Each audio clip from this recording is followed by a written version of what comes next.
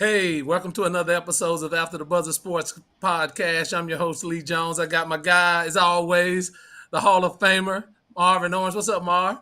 What's going on? What's going on? Happy belated 4th, brother. Hope you Yeah, had a good 4th of July. yeah, same to you, brother. Same to you. We got a hot show today. I got some stuff for you today. I know it's going to be hot because I got some hot topics, and I need to get your take on these things. We're going to talk about the NBA, the signings this week. I want to really ask you, Marv, who has the best offseason so far, and what are these teams, how are they positioning themselves for the upcoming season? We got some serious signings, and I want to see some people leaving and some re-signings and some princes being signed to teams. Okay, I want to talk. Speaking of Prince, I want your thoughts about Bronny James' 4-year, $7.9 million contract with the Lakers. I want to get your thoughts behind that. Want to jump into this WNBA Rookie of the Year battle, man. It is a battle, man. It is a battle. Caitlin Clark, Angel Reese, they both are having great rookie seasons. I want to go behind the numbers and say who really is the Rookie of the Year. Don't believe all the hype. Let's talk through that. Got a question for you, Marv. Should the NFL implement a quarterback salary cap as those numbers are getting higher and higher and higher? Is it time for the NFL? I know some owners would like to implement a salary cap. So I want to get your comments of should the NFL implement a salary cap? And then one of my favorite topics that I want to throw at you, and you being an Alabama alumnus, and the Heisman Trophy winner. You know, both Jalen Milroe and Shedeur Sanders are mentioning that Heisman talk, and it got me to thinking. You know, which one is better suited to win that Heisman? Which one you think will finish higher in the Heisman race? So that one's going to be good. I hope all you Alabama people chime in because I really want to know because I got some fire for you on that one. But let's get started, bruh. The NBA, you know, their all free agency has started. A lot of signings this week. Marv, what are your thoughts about the signings? Let's go through a few of them. Klay Thompson, LeBron going back to the Lakers, Buddy Hield to the Warriors, Paul George, DeMar DeRozan recently. What are your comments about these signings? How well do you think it's going to make these teams, and how do you think they're positioning them for the upcoming NBA season, Marv? You know, just kind of looking at it, the team that I thought that did best, I'm gonna mention here at the end, that nobody seems to be talking about. But let's go to the usual suspects, right? Philadelphia, Paul George. Did they get better? Sure. On the surface, yes, they got better. But I think that you're going to find that Philadelphia is going to kind of run into the same thing as Lakers ran into. How do you build out a roster to create depth to compete with teams with depth like Boston in the East? You know, you're going to have to do a lot of veteran minimums to kind of fill out that roster. So they're not going to have any depth. They got a good 6, 7 in rotation that are pretty strong. But again, Paul George stays hurt. We all know that. Embiid stays hurt. So where's the depth going to come from for Philadelphia? So I like the move. I think Paul George is a good fit. But as a grueling season kind of goes on, we know injuries occur. I think that depth is going to play a real major role for Philadelphia. Let's go to Dallas because I know everybody's talking about the signing. On the surface, again, I like the Klay Thompson signing, but does that make Dallas better? Right? Because at the end of the day, Dallas can score the basketball. We all know what Luka and Kyrie can do. Klay had an okay year. I mean, for his standards, it was okay. For most NBA players, his year last year was pretty good, right? But defensively is where we saw Dallas really struggle the most. And if you're going to finish the game with Klay at the small forward spot, that means you got PJ Washington playing the power forward spot down the stretch of either one of those centers, finishing the game. And we saw PJ Washington really struggle at that power forward slot, especially defensively. They got better when they decided to put Jones into the starting lineup and have Green come into the game defensively. They got much better with that lineup. I don't know if Klay improves you defensively at all. Yes, he's going to be a great spot up 3-point shooter for them. We all know what Klay can do shooting the basketball, but their issue was defense. And does this make them better to be able to compete on a high level when it gets to playoff time, where we saw them struggle in the NBA Finals from the defensive standpoint? Does that make them better? I don't know. It makes them an interesting team, but does it make them better? I'm not quite sure. I think Sacramento did a great job of getting DeRozan. I think they got all the pieces. The problem is, the issue is do we think Mike Brown is the guy to kind of get them over the hump? They got the pieces to get there. I think DeRozan was a really, really great pickup for them. to lull them out of those scoring slumps that they tend to have sometime with the all or nothing type of game that they play. Great mid range game. But the team that I think is that won free agency that nobody's talking about is Oklahoma City. So I think Caruso is a really, really underrated defender. I think he's going to add a lot of necessary depth on the wing that they needed. I love that pickup. But a lot of people don't talk about the Hartenstein pickup. And I'm a Knicks fan and I followed them. But he is tremendous defensively around the rim. He's one of the top 5 in the league in terms of being scored against in the league. Chet Holmgren, I think, was right outside the top 5 at number 6. They're going to have elite rim protection no matter how they decide to kind of play those lineup changes. They're going to have elite defensive production out of those two, and it's going to be really, really hard to score on them in the paint. So I think that with what they already had, with those 2 additions were really big, and nobody's talking about it, but Oklahoma City really improved themselves. Mom, what do you think? And I like the Hartenstein pick with OKC. I think they needed size to go along with Chet Holmgren. So I totally agree with you on that. Sacramento still needs some size. They're a small team. They're still a small team. To me, I like DeRozan to help him out. I do. I love his mid-range. He plays defense, but they didn't address their size issue that sort of gets them every time. You didn't mention anything about Golden State. Now, lost Klay, brought in Buddy Hield, brought in Anderson, brought in DeAnthony Milton. Does that do anything for Golden State? In the big picture, Marv, you don't think that does anything for Golden State? Hield shot it at almost 40% clip, and as far as average, his average is just up there with Steph as far as making threes. You don't think that swap out for Klay does anything? He's not a great defender by any stretch of the imagination. But what do you think about Golden State? And that's the issue, Lee. Right? We get so caught up in the numbers offensively with guys, but we're starting to see. Especially when you start to get exposed, when you have those series and guys start to go at guys that struggle defensively, you start to see it, right? And I just don't think that Hield was a great pickup for them in terms of what they really needed. Yeah, he's going to give you what Klay kind of gave you, and like you said, I mean, you make a really good point. He shot it at a better clip, but he struggles defensively, man. I mean, he has no interest in playing defense, and I just don't know how much better that made Golden State. And I saw Recycle Me just asked, I wanted to kind of bring this up. He said, why do we think Memphis was quiet in free agency? Because they can be.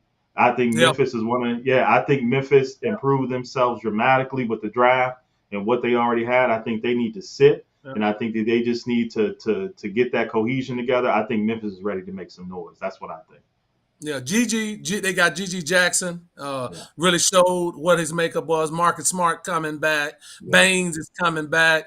The other big guy, Clark, is coming back. So really just addition by what they missed last year and putting Edie in there with a job coming back. Hell, their draft was already made. They didn't need to add anything in free agency. They just need to get on the same page. And I think Memphis is going to be a terror next year. So Recycle Me, I don't think they need to do anything but make sure everybody's healthy. Make sure they gel together. Memphis is going to be there. Marv, you talked. I want to catch up some of these comments. Thanks everybody for joining us. Recycle Me asked about the Grizzlies. Elliot Lyons, he really likes DeRozan signing by Sacramento. Definitely makes them much better over Harrison. I agree with that. Harrison Barnes, I mean, fades in way too many games for me. He's a scorer. But I agree, Elliot. It's just he does a disappearing act a lot of times in those games. Let me ask you. You talked about the Mavericks, Marvin. I have to go back and challenge you on one thing, and I want the audience to help us out here as well. Look, down the stretch, down the last quarter of the season, Dallas was the best defensive team in the league. And through the first 3 rounds of the playoffs, they were one of the best defensive teams in the playoffs until they ran into Boston. The numbers game got them. If they could have made some better shots, so I don't know if it kills them defensively by losing by Klay coming in. Klay's not the defender he was in past, but I do think Klay is serviceable enough. But I think their defense, as long as they're committed on playing defense, Dallas will be just fine. I do like the Najee Marshall pickup from New Orleans. I think he was an underrated player. Got caught up in numbers games games with the Pelicans. I think he's big. He can defend. He has size. He can another one that can shoot the three at a 39% clip. So I like what Dallas did. And hey, they were in the NBA Finals. And so I think they just added pieces that can help them get over the hump for what they were missing. Go ahead, Mark. I got to push back on that a little bit. You said that they were great defensively down the stretch. Well, there was a reason why they were great defensively, because they made a lineup switch. Jason Kidd decided to start Jones. Jones is gone. He was a really, really good off-ball defender. He was a really good help defender, and you lost Josh Green. Josh Green was another athletic, elite perimeter defender. They're both gone, right? That was a big part of why they got better defensively, because of the switch that they made and allowed P.J. Washington to kind of roam a little bit more and to be more comfortable in the position he is. Now you are stuck ending games with Klay at the small forward spot. If that's the way that you're going to play this, and P.J. Washington, which he's got to get minutes, where do you play him? He's going to have to play the four. So that means he's going to be guarding stretch fours, and he got really exposed down the stretch of the playoffs. That's what happened with them. Now, are you going to go Lively and the other guy? Are you going to go 4-5 with them and with Klay at the three? But Klay has really, really, his deficiencies have really shown up through those injuries, right? He's not as good defensively. As you said, he's not as good defensively. And Green and Jones, although they weren't great scorers, they were really, really good perimeter defenders. And I think you're going to see Dallas struggle because of that. Grimes, and then I expect a big leap by Hardy, Marv. Hardy, talented offensively, he's capable of defending. So I think Hardy, and then Marshall coming over from the You Pelicans. Just love Dallas, man. You just a Dallas. You just love Dallas, man. You can't see you just can't see past the obvious here, man. I get it. Hey, look, before we move on, Philly, Marvin, Philly is healthy. If Philly is healthy, and we know that's a big if. But if Philly is healthy, do you put Philly behind Boston, or do you put the Knicks behind Boston? I personally say this. If Philly is healthy, they have, because they added Eric Gordon, right? They added Eric Gordon. They added brought back Kelly Oubre. They added Caleb Martin just the other day, and they had Andre Drummond to bag up center. I think when you talk about role players, I think that they have filled out that roster in a very nice way. And look, they have the best player, if healthy now, in the league in our boy Embiid. So I love what Philly did. I think they're number 2 behind Boston. But as you say, there's a big if when it comes to if they're healthy. What are your thoughts about that, Mark? I'm with you. If history doesn't tell me what it tells me that Embiid is never healthy, and it tells me that Paul George is never healthy when you need him. Okay. Now, Paul George used to be elite defensively. He's still upper echelon defensively, but again, you can't count on him, and that was the problem that you had with him in LA. That's a problem with you have Embiid in Philly. But I agree with you, Lee. If they can be healthy, that is a look. All bets are off if they can stay healthy and they can find a little bit of depth, right? So I'm with you on that, but I just can't trust them. I can't trust their health. And I do, if they're healthy, I put them above New York, but I don't trust them. And I really love what New York did. I think they need to add a couple more pieces. They got to get a little bit more size to help Mitchell Robinson out. You know, losing Hartenstein was a big deal. But if they can stay healthy, yeah, they can challenge Boston. But that's a big if, man.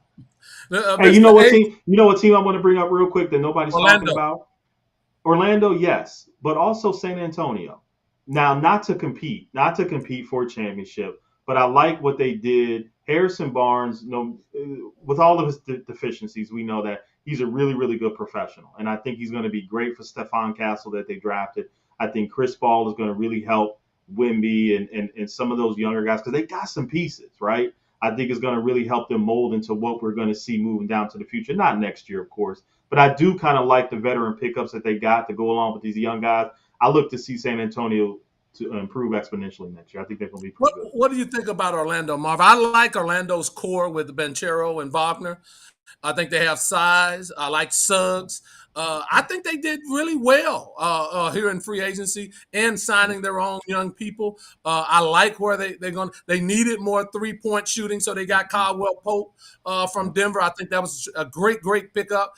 Orlando is making noise, and they're a team that right now I'll say 5-6 in the pecking order, but could jump extremely high up in the pecking order this year with that playoff experience last year. What are your thoughts about Orlando and where they could go next year in the East?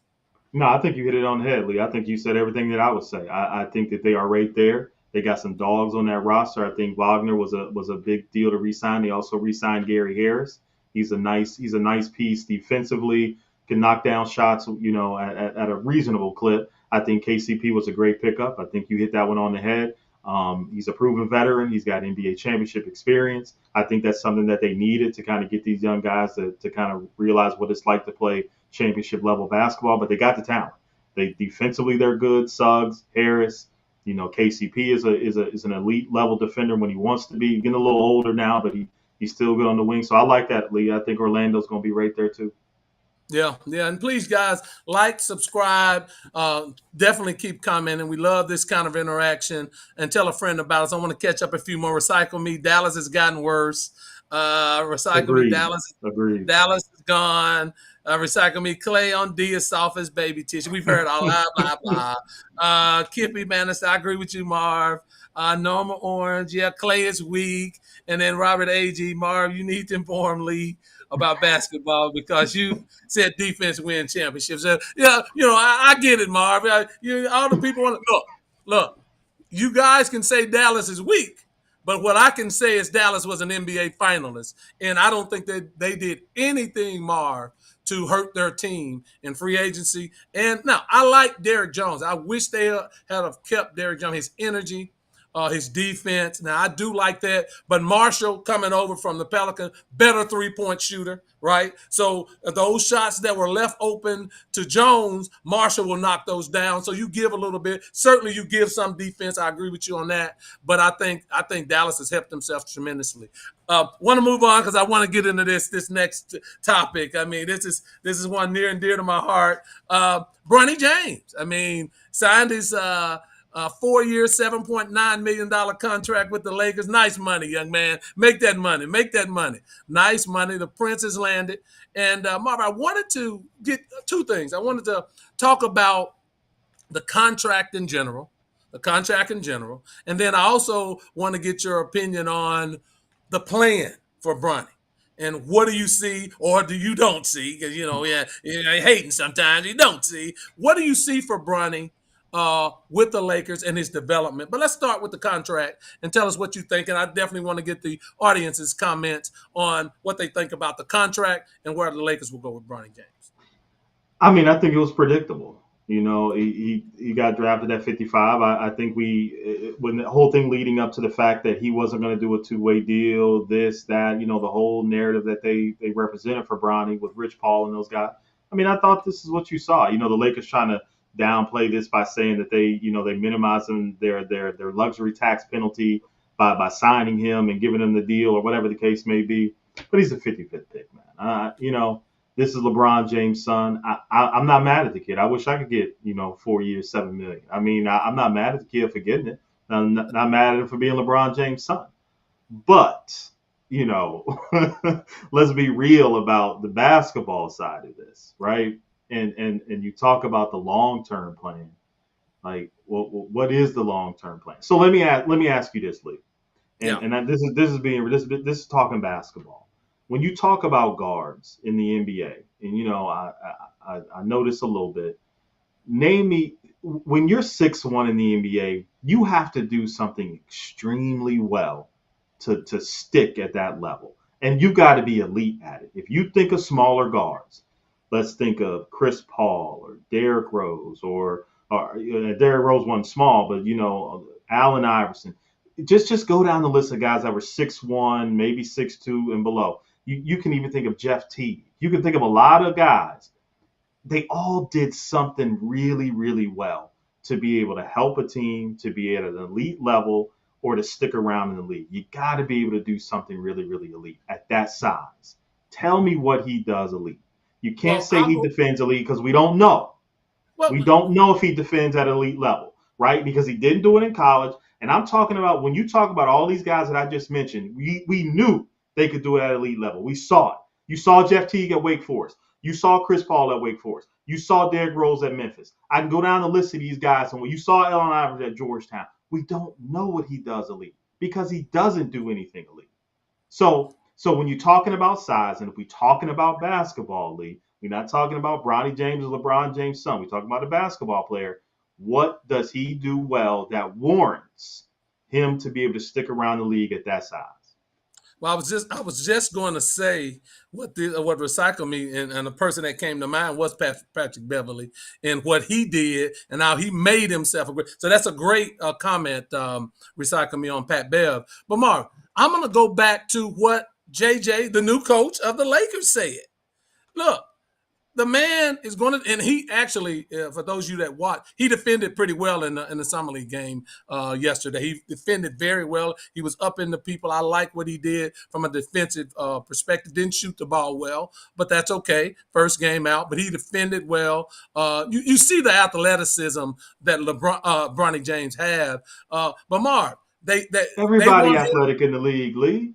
Well, I'm just saying he has athleticism. He has athleticism. We can see that. Everybody in the damn league athletic, man. You can see that.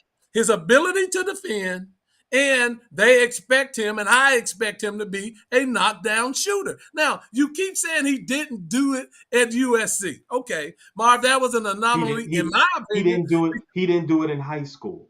He wasn't an elite shooter in high school. He averaged 13 in high school. He shot under 40% from the three in high school. So I keep hearing people say this is what they expect from him, but you've never seen him do it. He played with 4 other Division I players at Sierra Canyon. So he was the worst out of the group. He wasn't going to average 25 points. So he was the worst out of the group then. I didn't say it was the worst. He just played with other 5-star Division I players. So he wasn't going to average 25 points a game. What that just wasn't going to happen. But I think he'll defend. I think he'll shoot the 3 well. That's what the Lakers suspect he'll do. And I think he's made the case for it. His workouts were excellent. And I know you won't put a lot of stock into the workout. I put more stock into it. But yeah, Marv, give the man a chance. Look, I think they're going to. It's not about me not giving him a chance. I'm just speaking purely on what I've seen. And if you got 2 eyes, and if you being honest about it, and you're not talking about him as LeBron James' son, if you saw anybody else out there at 6'1" that didn't do anything very special, he can hustle on defense and he stayed in front of guy. Hell, everybody on that level can do that. What did Pat Bev do, Marv, out of college? Hey, Pat.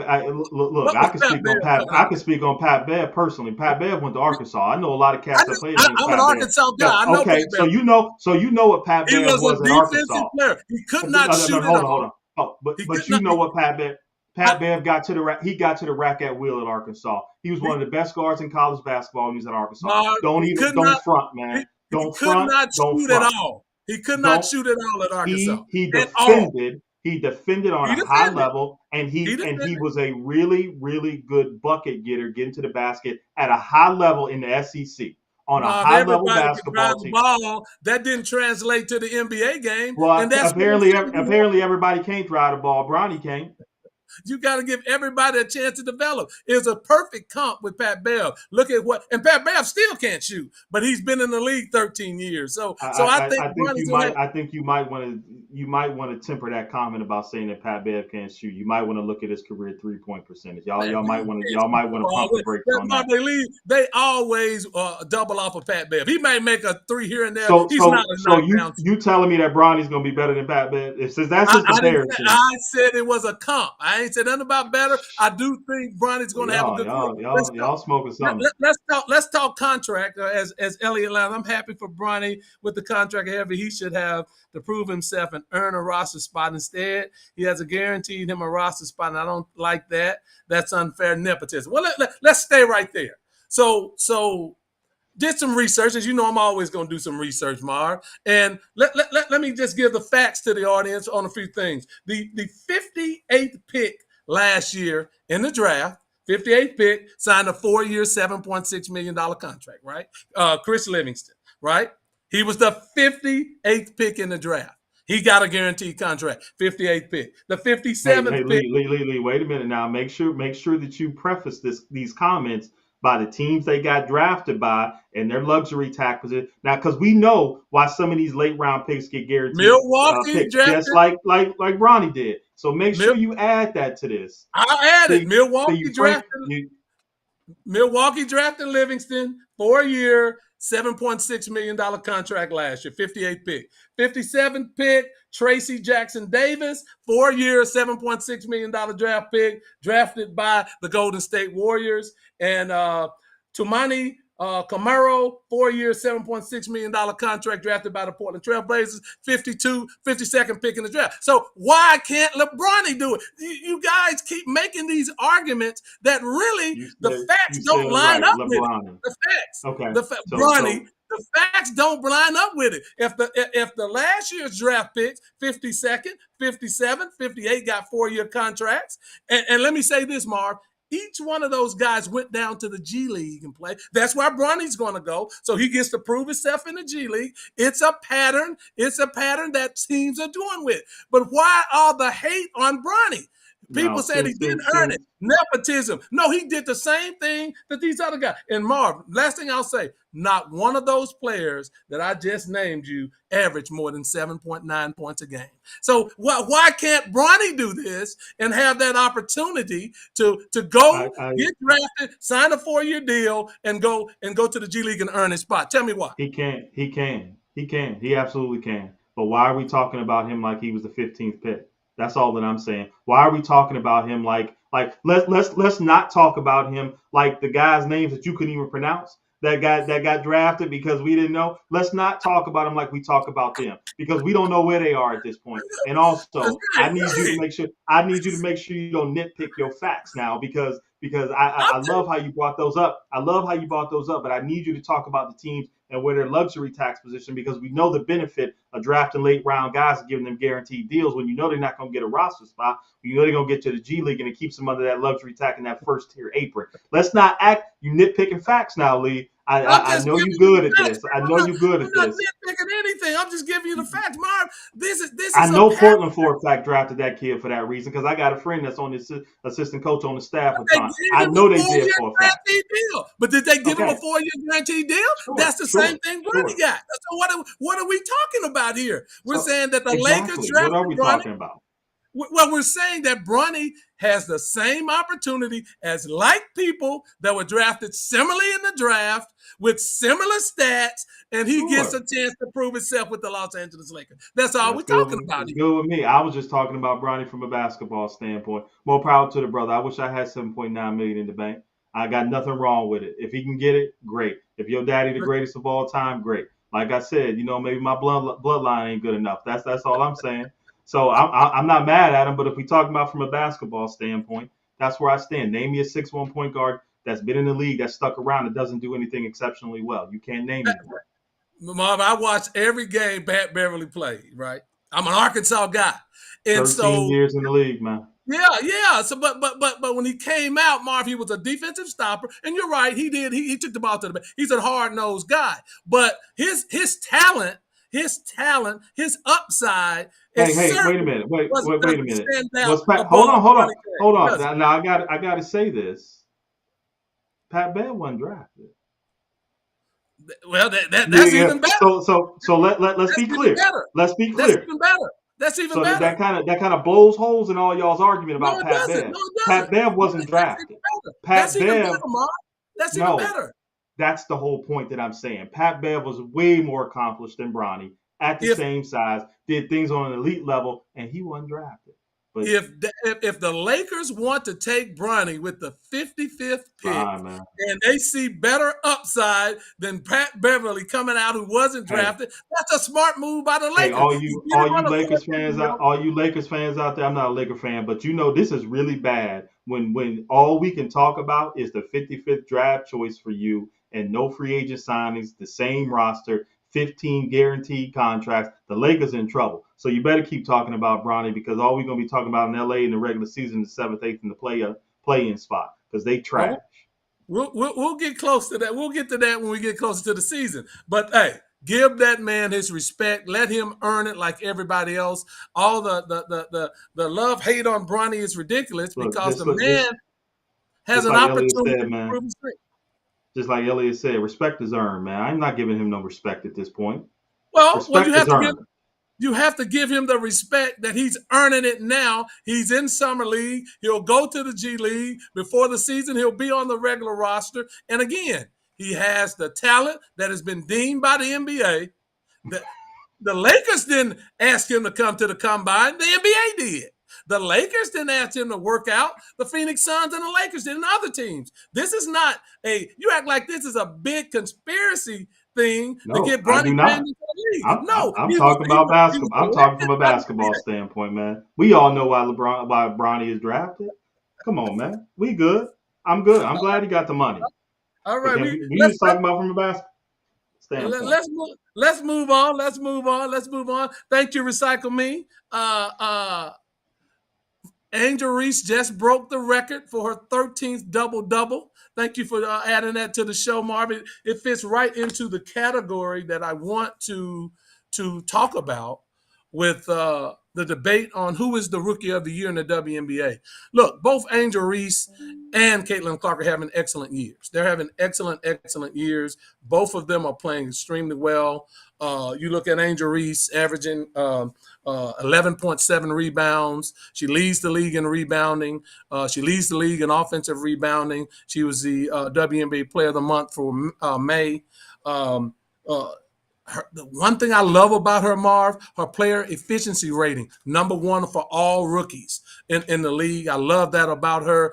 Her effect on the game, and that's what we're talking about with player efficiency. Her effect on the game, #1 with all rookies in the league. And so Caitlin Clark, look, 16.1 points a game, 6 rebounds, 7 assists. I love her as a point guard.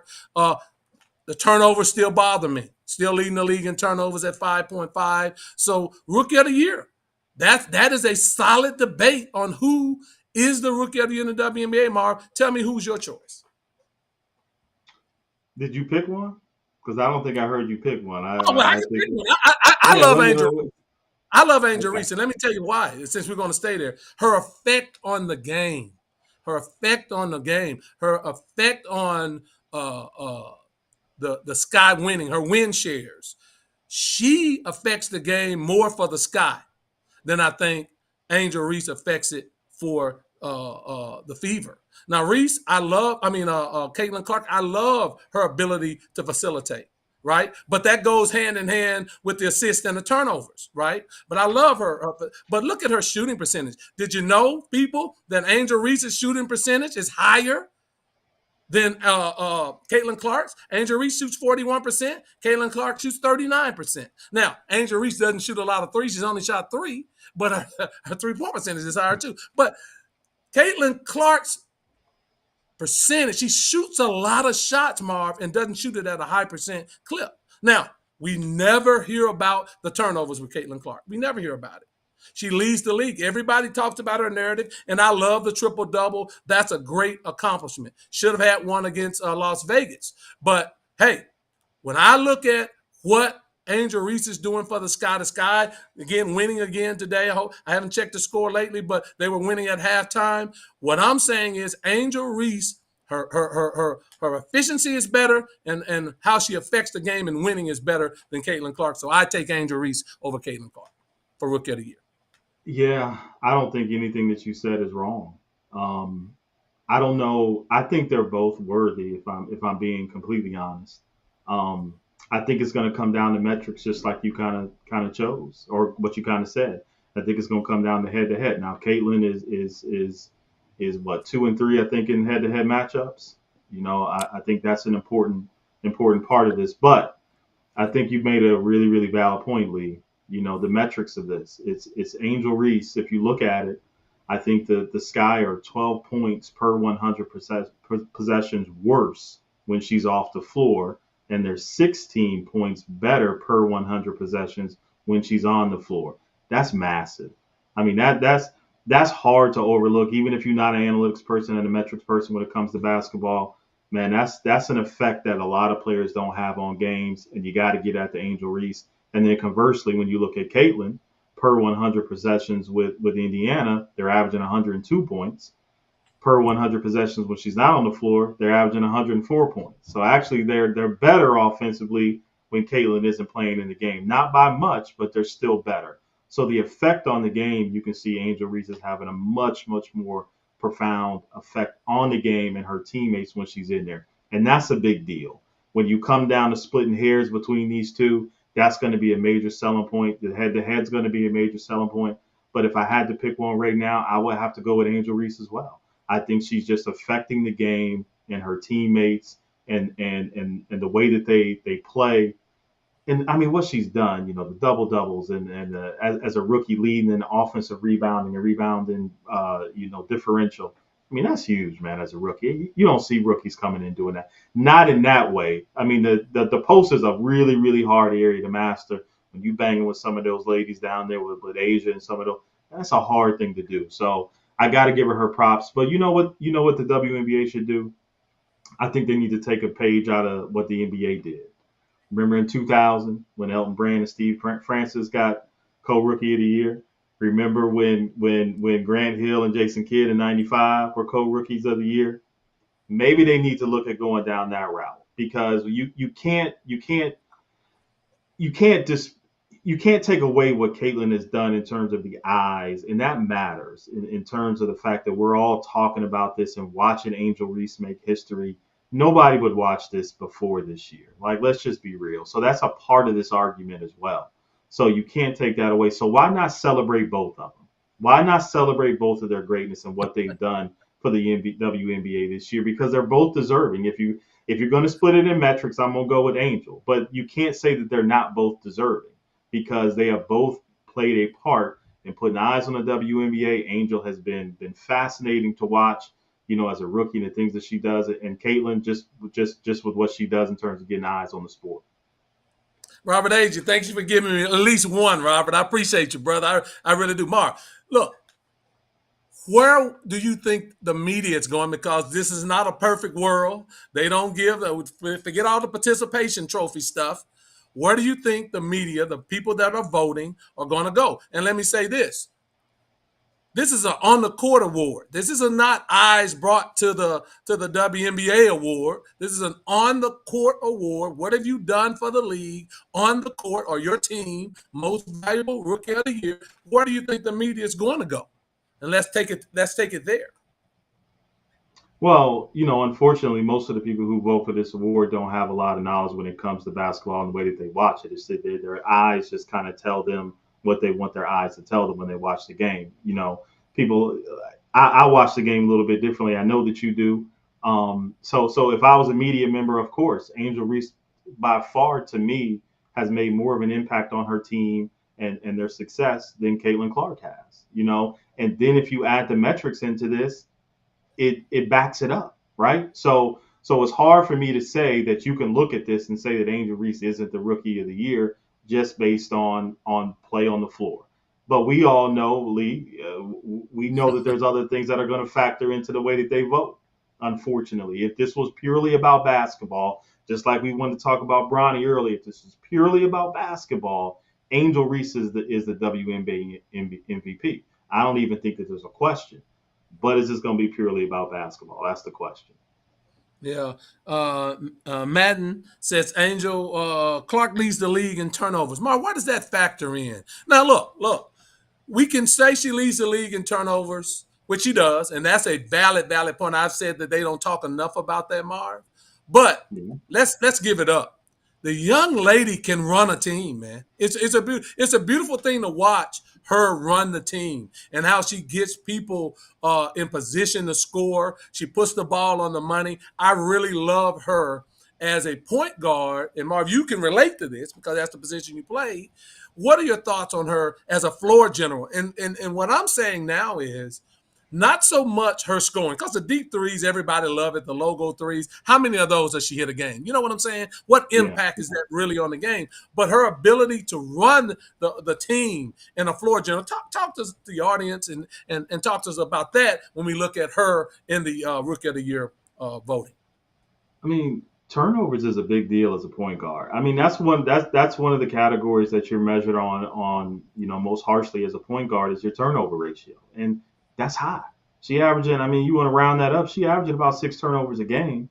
And Yep. she's Yep. averaging 7 assists. Like you've given up a lot of possessions, right? Yeah. And that does directly relate to losing basketball games because games are about possessions. That's what it's basically boils down to. And you've given up possessions with the fact that you're, with the turnover rate. But also, I always like to hear that people say, well, players didn't catch the ball, right? And they fumble out. But as a point guard, and anybody that's played point guard, the coach is going to tell you all the time, and it's an old phrase that my coach gave me. It was called KYP, right? It was no personnel. If you throw the ball to I can't remember the center's name, the girl from USC, but if you throw that to her coming down the middle on a break and she fumbled the ball, that's your fault because you know that she can't do anything with it out there, and it's your job as a point guard to be able to facilitate and get the ball to people in position that they can score, right? So if you're trying to pocket pass and all these things and they starting to fumble it, that's your fault. It's called KYP, know your personnel. And if your personnel keeps on fumbling, then you need to stop making that pass, right? And she does it a lot. Some of her turnovers are repetitive, and that's the thing that worries me a little bit. She has a lot of repetitive turnovers, so I'm sure she'll clean it up at some point as she gets used to the physicalness. Because as the game gets more physical, it gets harder to make those passes when you got people on you, and she's kind of realizing that in the WNBA. I'm sure she'll clean it up, but that's a lot of turnovers, man. 6 turnovers a game as a point guard is a lot, no matter how you slice it. I agree with you, and they just don't talk about it enough. That's No. a point that none of the media, none of the people that talk about this race that they ever talk about. And that's, to your point, an excellent point, Marv. That's real. That's real within a game. The last thing I'll say, and I want to get your opinion on this too, Marv, is the improvement we saw from start to finish in how Angel Reese can score the basketball. I 2 3-pointers the last game, nice rhythm in the little 17, 18-footer that she shot. The thing I like about it is, Marv, she around the basket. We always knew that she could go shoot the ball, go get her own rebound, put it back up. She's like a pogo stick, very similar to Dennis Rodman. But her ability and willingness to shoot the ball is something that has improved vastly. And then when you look at the scoring, I mean, it's not like Clark is running away with the scoring title for rookie. She's at 16-1. Reese is at 13-2, only 2.2 points. So Mark, talk to me what you've seen with Angel Reese and her ability to score the basketball, because I think that's something that people need to recognize how much better she's got. Yeah, there's one thing that gets undervalued in sports on any level, and it's confidence. If you have confidence and you have ability to match, and you're hyper confident, then it's hard to stop a player like that. And I think you've seen Angel Reese become more confident in her game, right? And here's one thing that people that all them Angel Reese haters and people that don't like her or whatever the case may be, you better hope she don't find a consistent jump shot. Because if she does find a consistent jump shot, the league is in trouble. Asia, she gonna be coming for you because she's got that type of game that if she can find a mid range just to keep people honest, then they in trouble, right? Because that motor and that dog she got, you can't teach Yeah. that. That's Baltimore born, right? That Yeah. stuff that she got, Yeah. man, you can't teach that stuff. She's not backing down to anybody. And if she can find that mid range and she can start to stretch the floor as a 4 or 5, wherever they put her, and they get Cardosa kind of anchoring that post, man, people in trouble, man. So I Yeah. love the fact that she's gotten a little bit of confidence and she's found the stroke because she showed it at LSU a little bit, but she got so caught up into being the enforcer for them. I love that she's showing that she's probably worked on that and she's got the confidence to do it. So, boy, WNBA, you better hope she don't find a shot. She's shooting it more, Marvin. That's the thing that impresses me. Shooting it for her because people are backing way off of her. Make Mm-hmm. 4 or 5 of those a game, and that 27 points she scored Friday will not. It'll be something that she's going to continue to go on and do. So excellent points. Hey, let's get to our next topic, man. This has been great. Please like, subscribe, y'all. Hit us up. Keep commenting. This is what we do every week. We love the comments. The NFL, Marv. The NFL. Okay. Salaries are getting out of control in the NFL, man. It's all over the board. I mean, salaries. We got all these guys making money. Trevor Lawrence, $55 million. Joe Burrow, $55 million. Jeff Goff, $53 million. Of course, Dak is getting ready to get 60. So, we have to throw that. I have to throw that in as well. These contracts are getting out of control. And some NFL owners are talking about or banning it about, should there be a NFL quarterback salary cap? What are your thoughts about it, Marv? Is that a good idea? That's ridiculous. How can they make it happen? What are your thoughts about it going forward? I mean, it's dumb. I mean, that's pretty much what I'm gonna say about it. I guess a lot of NFL owners are smart because they're billionaires, but well, they sure make some. They sure try to pass some dumb things because listen. I think 20 to 25% of the cap now is going to quarterbacks, if I'm not mistaken. I could be a little off. I know football is your thing, Lee.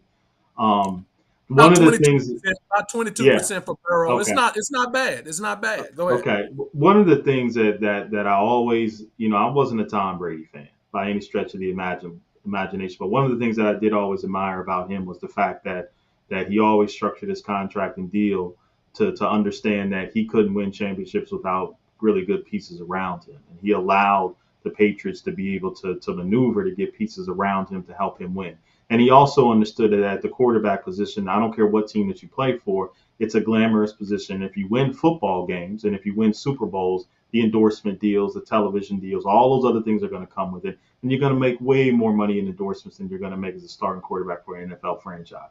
And I think that's what he understood and he did really, really well. So that's one thing I always admired about kind of what he did. But look, the simple fact is, I think, and you can correct me, Lee, because I know it's your thing, I think they just signed the new CBA in 2020, and it runs through what, 2030?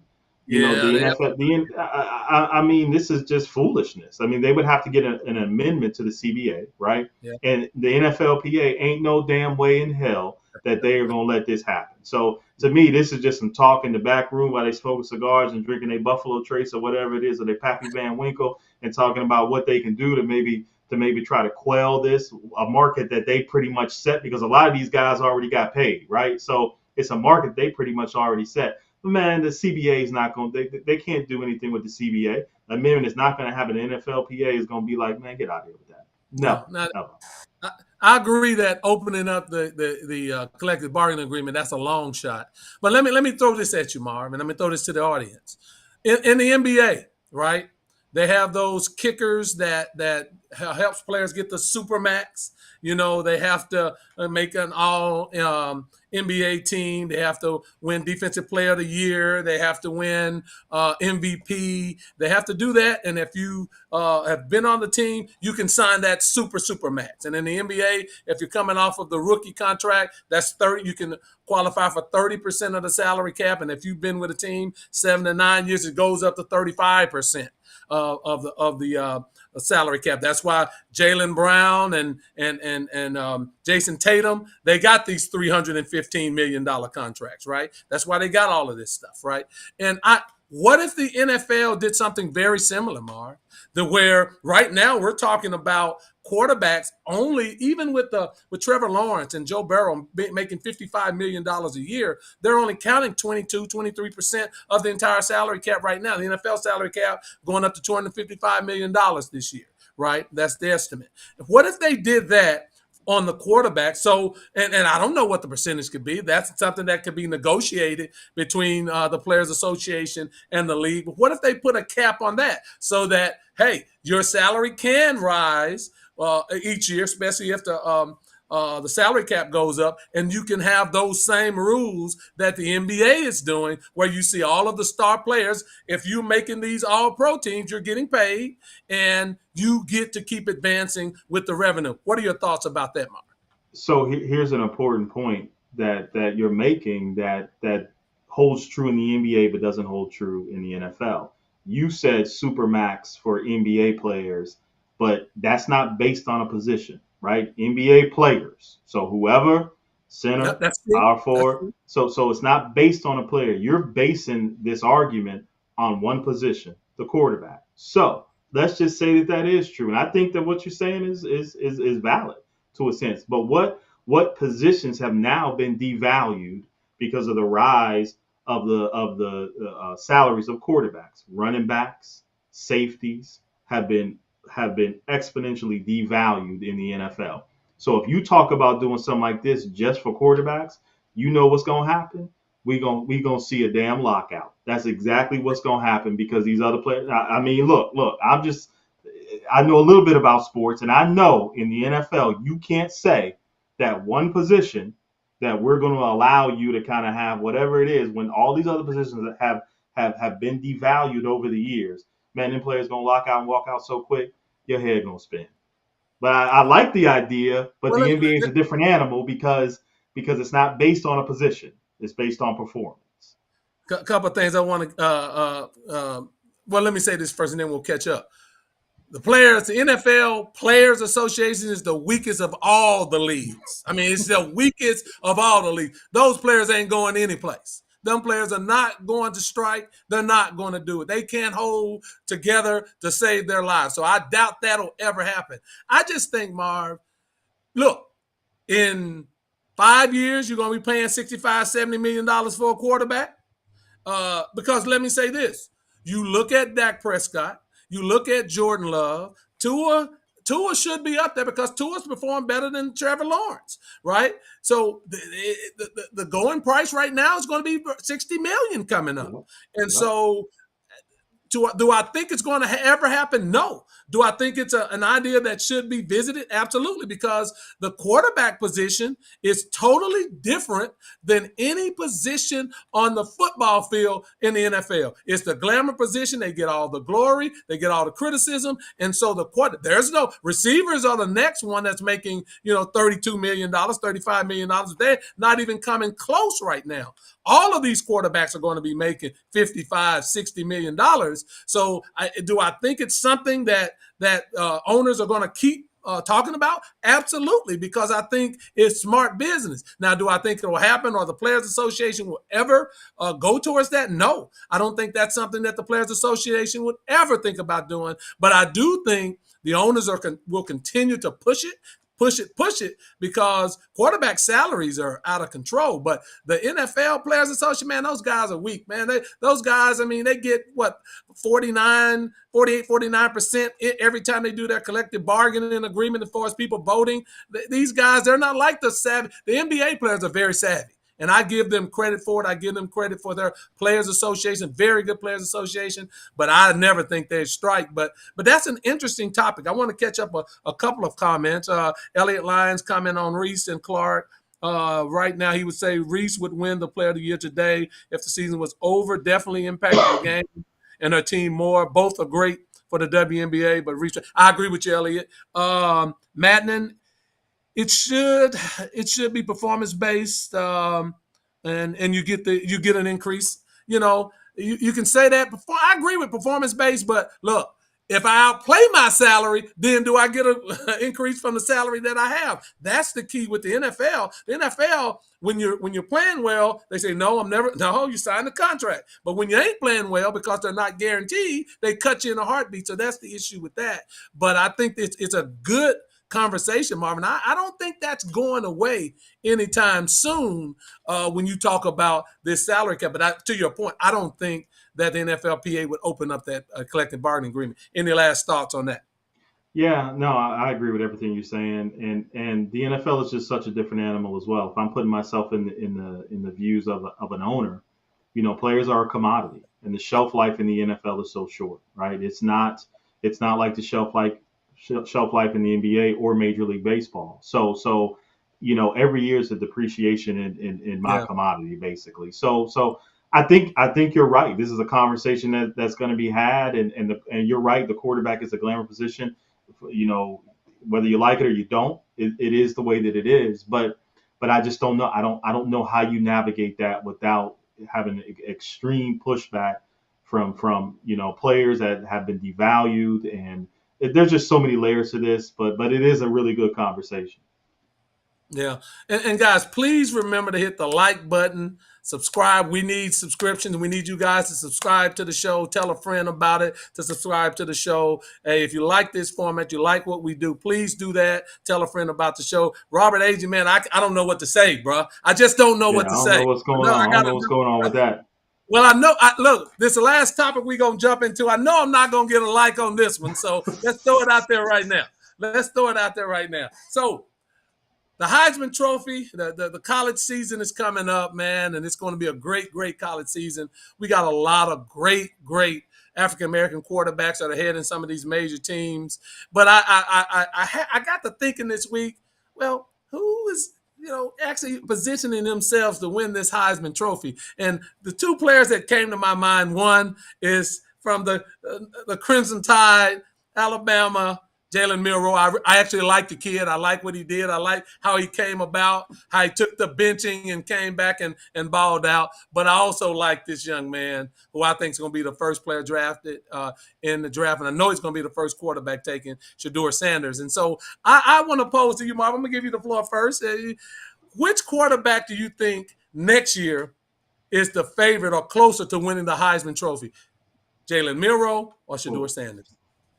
Well, Vegas says it's Jalen Milroe at plus 14. They got Sanders at plus 3,500. So Vegas says it's Jalen Milroe, and Vegas is usually pretty. Well, I mean, of course I'm gonna say it's Jalen Milroe, and there's a few reasons why. Number one, if you look at the SEC, more eyes are going to be on the SEC this year, just because of the addition of Texas and Oklahoma. You got 3 of the top 4 candidates in the SEC. I think they got Carson Beck at number 1 as odds to win. They got the Ewers kid from Texas. So, then you got Jalen. You got 3 of the top 4 from the SEC.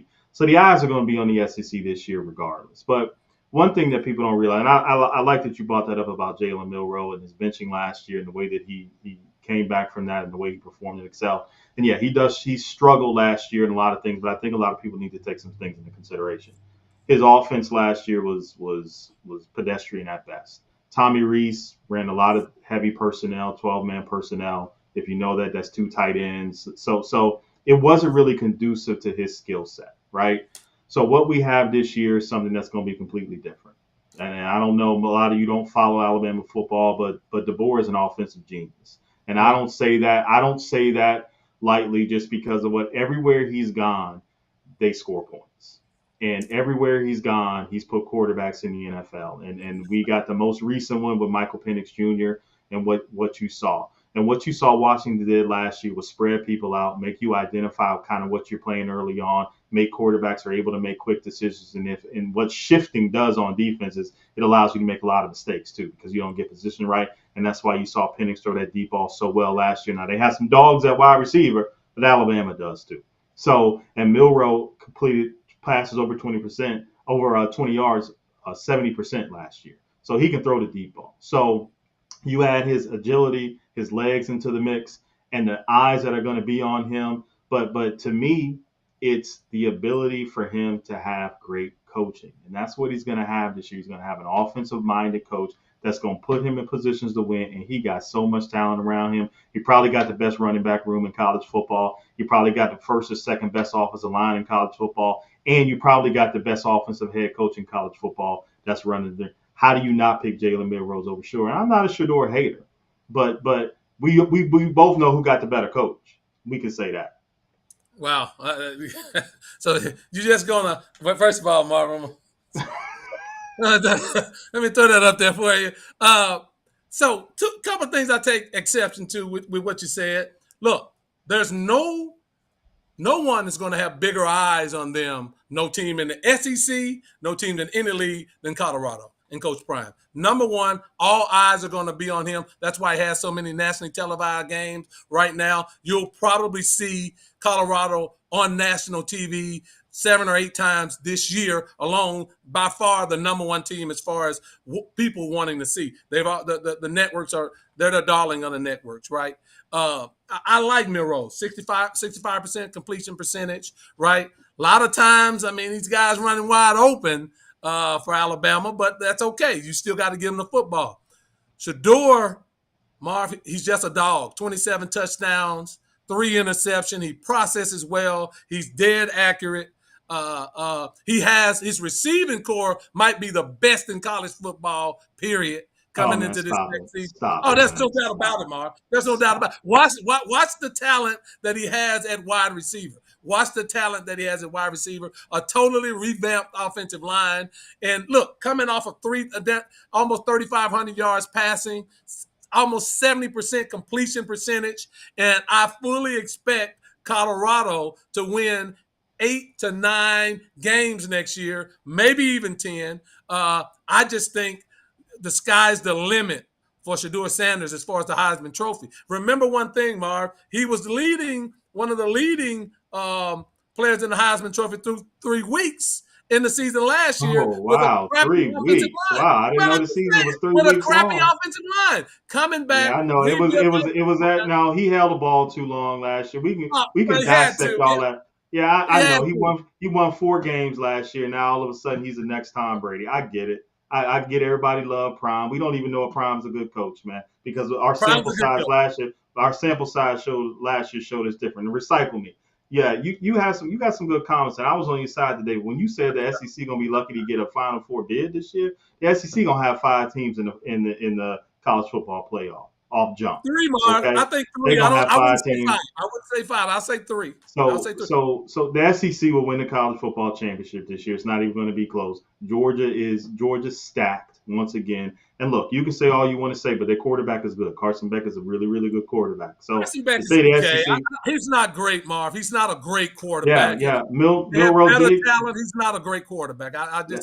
I disagree with that. I think he has Hey, better hold talent. on, Recycle me. Milroe did get benched the 3rd game of the season. You know what he did? He led his team to a college football playoff appearance, even though that they did lost, and he finished 6th in the Heisman voting last year. So he can get benched, but he sure did have perseverance to show up and kind of come back. So that's a good sound bite, and that's a good thing to read. But the end of the story was that they ended up in the college football playoff. So tell the whole story.